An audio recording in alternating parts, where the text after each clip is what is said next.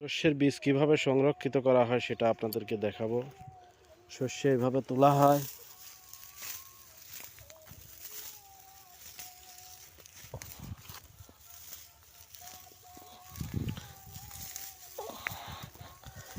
এভাবে গাদি করে রাখা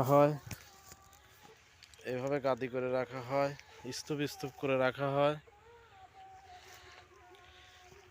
স্তূপ স্তূপ করে 3 থেকে 4 দিন জমিতে শুকানো হয়, তাহলে বীজটা সুন্দর হয়।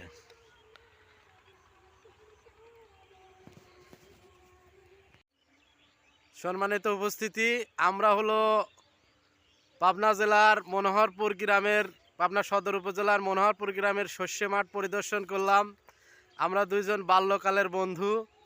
এই দুইজন মিলে এই শস্য বীজের উপর একটা সংক্ষিপ্ত ইউটিউবে ভিডিও ছাড়ব, ইনশাল্লাহ আপনারা সবাই দেখবেন।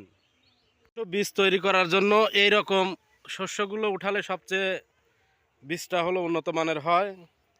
আর এই যে কাঁচা দেখতেছেন, এগুলো শস্য হবে, তবে এগুলো বীজগুলো হলো অঙ্কুরণ ক্ষমতা অনেক কমে যায়। এজন্য সবসময় এই রকম শস্য তোলাই হলো আমাদের জন্য বীজের জন্য সবচেয়ে উপযোগী।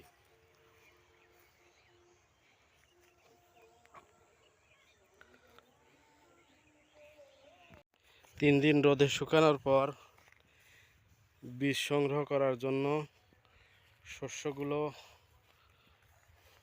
একত্রিত করা হচ্ছে। শস্য গাছ থেকে শস্য বীজ পৃথককরণ।